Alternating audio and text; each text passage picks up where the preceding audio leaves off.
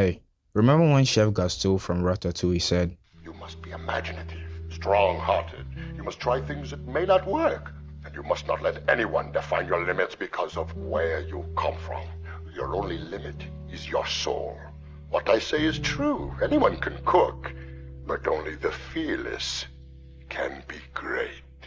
where I grew up, creativity isn't something that is encouraged. Everyone was expected to have a predetermined path set by our parents, families, and just society in general, never living our lives for us but instead for predetermined roles that had been set up for us. And growing up, I thought this was normal and how things were supposed to be. I didn't even know I had an above creative mind until I was 17 years old. Chef Gusteau's words was one of the first times that an animated character, it was the first time that anyone had ever said something that truly got to me. And you must not let anyone define your limits because of where you come from. Rejecting societal limitations, I think, might be one of the most important lessons a lot of people need to learn, especially a lot of people that grew up in the kind of life I grew up in. As the daughter of a chief, Moana was expected to lead her people and conform to the established norms of our society. However, she refuses to accept the limitations imposed by tradition and instead challenges the status quo by venturing beyond the safety of our island. Despite the doubts and fears of those around her, Moana remains steadfast in her belief that she can make a difference and restore harmony to our world. She was willing to take a step and carve her own path towards her own aspirations, and she succeeded. Your potential is not predetermined by external factors but by the depths of our own aspirations and capabilities. It challenges us to defy limitations, break free from societal expectations, and chart our own paths to greatness.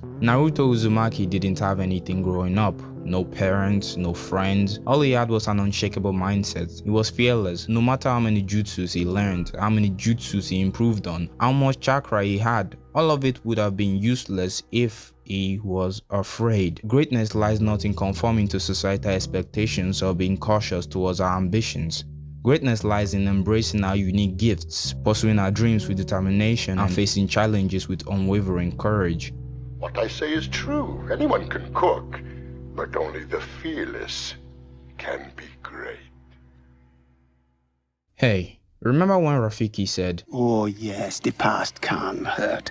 But the way I see it, you can either run from it or learn from it. The past is not merely a burden to be discarded but a source of wisdom and insight. Every trial, tribulation, and triumph contributes to the tapestry of the human experience, shaping us into who we are today. By embracing the lessons of the past, we can cultivate resilience, empathy, and self-awareness, ultimately forging a stronger and more authentic sense of self. The past cannot be changed, but its impact on the present and future is within our control. By choosing to confront rather than flee from the past, we can harness its power to shape our own narratives and transcend the confines of circumstance. Poe was haunted by fragmented memories of his infancy and plagued by a sense of identity crisis. However, rather than succumbing to fear or denial, Poe chooses to confront the mysteries of his past head-on. By embracing his past rather than running from it, Poe gains invaluable insights into his own identity and heritage. He learns that his past does not define him but rather serves as a source of strength and resilience. Shen, on the other hand, is the perfect example of trying to run away from your past and never really being able to escape it. He spent the entire movie running from his past and its inherent consequences in the future, and it came back to bite him. Ultimately, it is our choices in the face of adversity that defines who we are and who we are destined to become.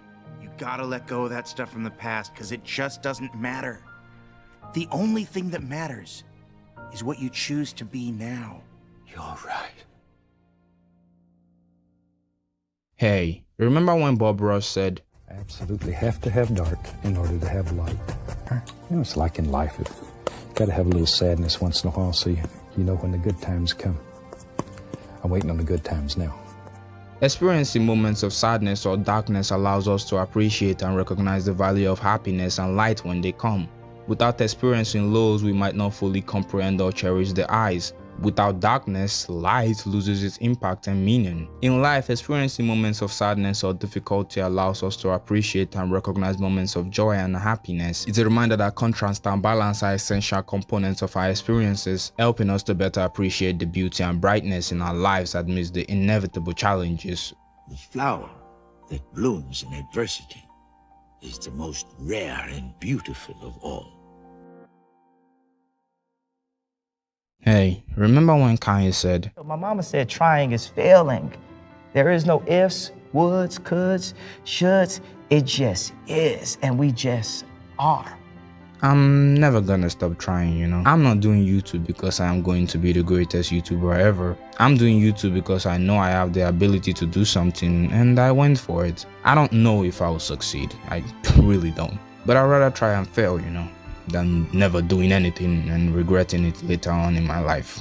You got a dream, you got to protect it. People can't do something themselves. They want to tell you you can't do it.